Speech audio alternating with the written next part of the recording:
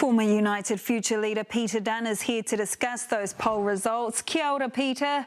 Kia ora, New Zealand first. Did you see this coming? Look, there's been a slow burn over the last 8 polls this month. There have been 9 altogether. They've been rising steadily in them. I think they're just on the cusp. You know, it's margin of error stuff as to whether they're over or under, but they're back. Any surprises with tonight's poll for you? Not really in the ratings of the parties. Again, it confirms the trend that's been apparent over the last month or so.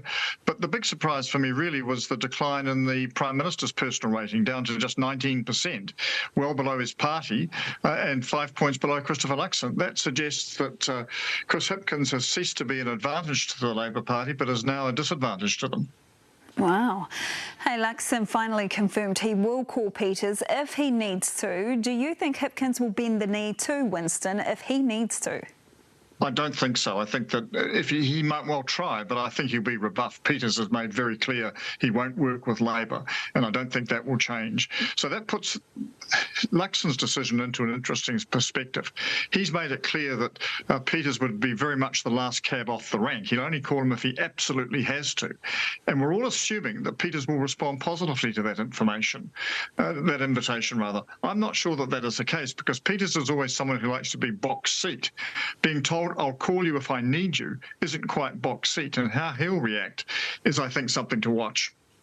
Right, and how do you propose he will react to that?